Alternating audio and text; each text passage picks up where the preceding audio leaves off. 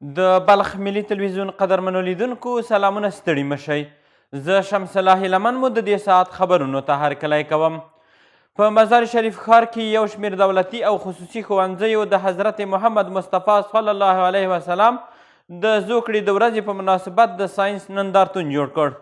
په دغه نندارتون کې د بلخ ولایت د پوهنې ریاست مسؤلینو او یو شمېر دولتي چارواکو ګډون کړی و.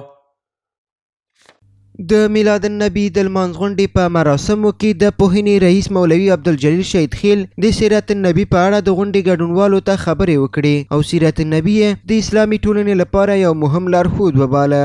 ښاغلي شهید خیل له زده کوونکو وغوښتل تر څو د خپلو علمي فرصتونو څخه په ګټې اخیستنې سره سیرت النبی ولولي او عمل پرې وکړي.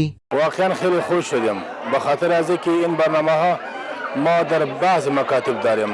تقریبا تصمیم داریم که بخیر همه مدیرای خود اهالی منطقه را و شاگردان و معلمین تشویق کنیم که انشاءالله العزیز در تمام لیسه‌های و در مکاتب متوسطه و ابتدایی ما این برنامه ها در هر هفته در جریان پیدا بکنه. سهولتی را که به بار میاره سبب میشه تا صنوف نهم و دهم موضوعاتی که در کتاب فیزیک است به صورت عملی از او آگاه شوند و به صورت تجربی او را انجام بدهند. ما امروز صبح یک آسیاب ساختیم که آرت میکنه.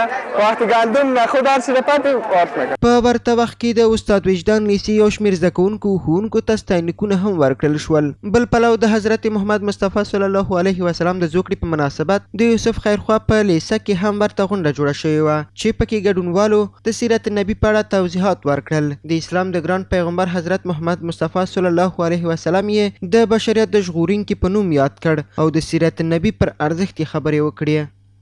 په بلخ کې د چاپیریال ساتنې ریاست لخوا هغه 30 ډوله کمیابه مرغان آزادې فضا ته خوشي شول چې د ښکاریانو لخوا نیول شوي وو.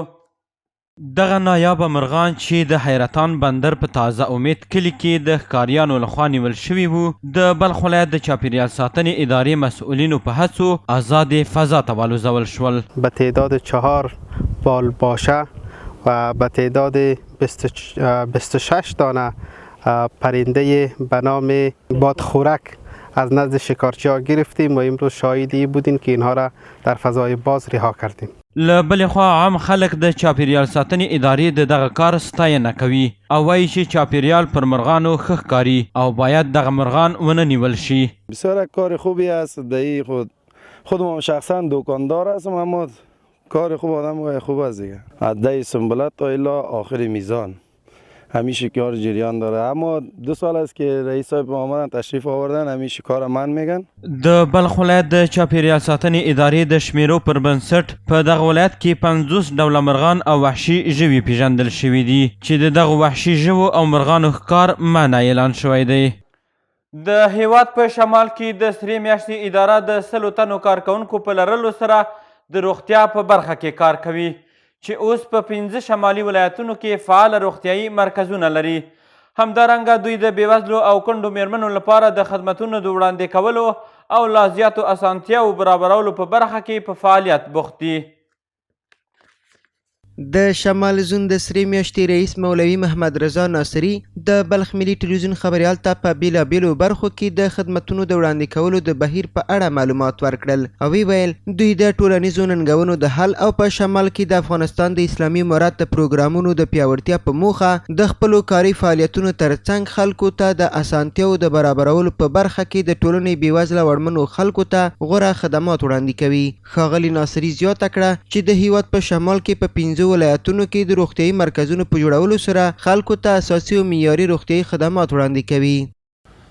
در سطح زون ما تقریبا بیشتر از 100 نفر تیم صحی داریم که در تمام زون در خدمت مردم می باشند و در ولایت بلخ به تعداد 5 کلینیک ثابت و 2 کلینیک سیار ما داریم که همه روزه در خدمت مردم می باشند. ښاغلی ناصري وایي چې 100 تنه کارکوونکي یې بې له کوم امتیاز د سرې میاشتې د ادارې له لارې خلکو ته هره ورځ د طبي خدمتونو په وړاندې کولو کې بوخت دي او په دې برخه کې ګرځنده ټیمونه لري. د بلخ ملي تلویزیون قدرمنو لیدونکو دا و د دې مهال خبرونه. تر بیا مو العمل ښې چارې.